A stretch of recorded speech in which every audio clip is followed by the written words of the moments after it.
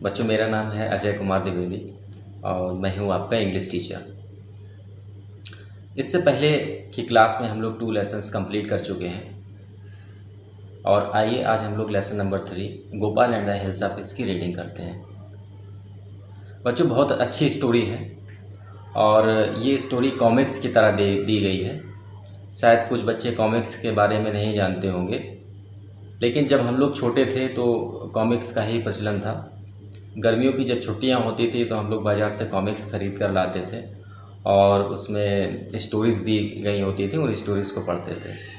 लेकिन आज का समय तो बहुत बदल गया है। आज के समय में तो टाइम पास करने के लिए, दिल बहलाने के लिए बहुत सारे गेम्स भी हैं, वीडियो गेम्स भी हैं, यूट्यूब चैनल भी है, फेसबुक भी है और टीवी पर भी बहुत अच्छे प्रोग्राम्स बच्चों के लिए आते हैं। लेकिन पहले ऐसा नहीं था। पहले संसाधन बहुत ही लिमिट में थे। तो आइए अब हम लोग रीडिंग करते हैं लेसन नंबर 3 की। तो जैसा कि मैंने आपको बताया, lesson number 3 Gopal and the hills of fish, ये भी एक कॉमिक्स की तरह दिया गया है। तो इस लेसन में हिल्स ऑफ फिश के बारे में बात की गई है। हिल्स ऑफ फिश बहुत ही फेमस फिश है और ज़्यादातर लोग इसे खाना पसंद करते हैं जो नॉन वेजिटेरियंस हैं। तो ये स्टोरी जब लिखी गई थी तब हिल्स ऑफ फिश उस समय काफ़ी प्रचुर मात्रा में आ रही थी। तो उसी समय ये नरेटर ने, ऑथर ने स्टोरी को लिखा है।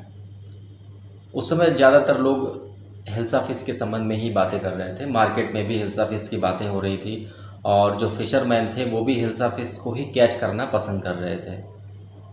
और जो मछली बाज़ार था वहाँ पर भी जो आम पब्लिक थी, आम जनता थी, वो हिल्स ऑफ फिश को लेना ही पसंद कर रही थी। बस ऐसा ही नज़ारा कोर्ट में भी था, राजा के दरबार में भी था। राजा का दरबार लगा हुआ था और वहाँ पर एक जो कोर्टियर थे, राज दरबारी थे, उन्होंने हिल्स ऑफ फिश के बारे में बात करना शुरू कर दिया। जब उन्होंने बात करना शुरू करा तो राजा बहुत ही गुस्से में आ गए और वो कहते हैं कि आप राज दरबारी हैं, कोर्टियर हैं या फिशरमैन हैं। तभी जिन कोर्टियर ने हिल्स ऑफ फिश के बारे में बात करना शुरू किया था वो काफ़ी नर्वस हो जाते हैं और अपनी नज़रों को, आँखों को नीचे कर लेते हैं। तब राजा ये सोचते हैं कि शायद मैं कुछ ज़्यादा ही नाराज़ हो गया, मुझे इतना ज़्यादा नाराज़ नहीं होना चाहिए था। तो राजा उस कोर्टियर को सॉरी बोलते हैं और उनके कोर्ट में एक कोर्टियर भी थे जिनका नाम गोपाल था। सभी लोग उन्हें बहुत ही होशियार, इंटेलिजेंट माना करते थे और राजा भी जानते थे कि इनके पास हर चीज़ का इलाज है, हर मर्ज की इनके पास दवा है। और गोपाल भी अपनी कॉमेडी से राजा को और जो कोर्टियर्स थे उन्हें खुश किया करते थे। जैसा आपने अकबर और बीरबल के बारे में सुना होगा, उसी तरीके के कुछ ये गोपाल भी थे। तो राजा गोपाल से ये कहते हैं कि आप कुछ ऐसा कर सकते हैं जिससे कि लोग हिल्स ऑफ फिश के बारे में बात ना करें। क्या आप ये चैलेंज मेरा लेना पसंद करेंगे? तो गोपाल कहते हैं ठीक है, मैं इस चैलेंज को एक्सेप्ट करता हूँ, स्वीकार करता हूँ। और लगभग 15 दिनों तक गोपाल कोर्ट में नहीं जाते, राजा के दरबार में नहीं जाते हैं। तभी एक दिन क्या होता है कि गोपाल 15 दिन बाद जब उनकी शेविंग बढ़ गई होती है तो अपने हाफ शेव कर दें, आधी दाढ़ी को बना लेते हैं और अपने चेहरे पर काफ़ी सारी राख रगड़ लेते हैं और जो कपड़े होते हैं सब फटे पुराने कपड़े पहन लेते हैं और घर से बाहर निकलते हैं। तो उनकी वाइफ पूछती है कि आपको हो क्या गया है, आप पागल तो नहीं हो गए, ये कैसे फटे पुराने कपड़े पहन रहे हैं और आपने आधी शेव क्यों की है, हाफ शेव क्यों की है और चेहरे पर राख क्यों लगाई है। ये सब बातें वो पूछने लगते हैं। लेकिन इसका कोई जवाब नहीं देते हुए जो गोपाल है वो रूम से बाहर निकल जाते हैं और एक हिल्स ऑफ फिश खरीद लेते हैं जाके।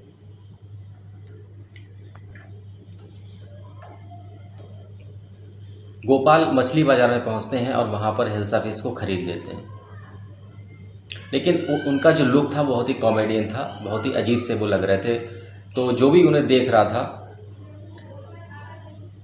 बिना हंसे नहीं रह पा रहा था। कोई उनके कपड़ों की तरफ देख के हंस रहा था, कोई ये कह रहा था कि ये कैसा पागल व्यक्ति है जो आधी शेव करके जा रहा है और मुंह पे राख लगाई हुई है। लेकिन इन सब बातों पर ध्यान न देते हुए वो कोर्ट में पहुंचते हैं और कोर्ट में जाने से पहले जब जो गेट होता है वहाँ पर खड़े हो जाते हैं और जो वहाँ पर दरबान होते हैं उनसे कहते हैं कि मुझे अंदर जाना है।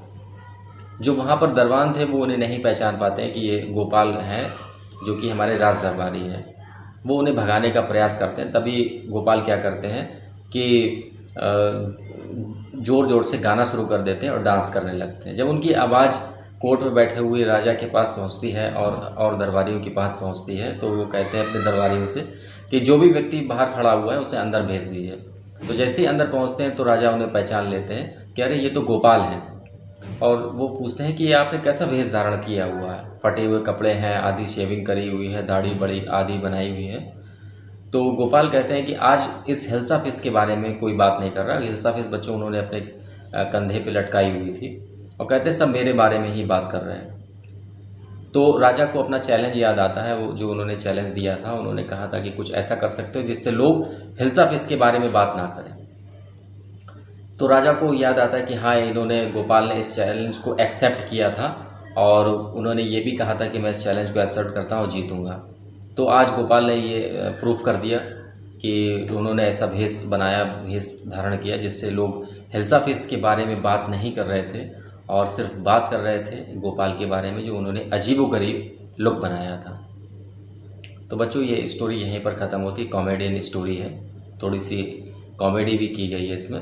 तो बस हिल्सा फिश के बारे में इन्होंने बताने की कोशिश की है, इससे ज़्यादा और कुछ नहीं। तो ये लेसन नंबर 3 यहाँ पर ख़त्म हो रहा है और उम्मीद करता हूँ आपको ये लेसन नंबर 3 की समरी भी अच्छे से समझ में आई होगी। और अगली क्लास में लेसन नंबर 4 के साथ हम लोग मिलेंगे। और इस लेसन में अगर आप लोगों को कोई दिक्कत आ रही है, प्रॉब्लम आ रही है, किसी भी तरीके की कोई समस्या हो रही है, तो आप फ़ोन भी कर सकते हैं मेरे पास में, या मैसेज भी टाइप कर सकते हैं, ऑडियो करके भी, और राइट भी कर सकते हैं।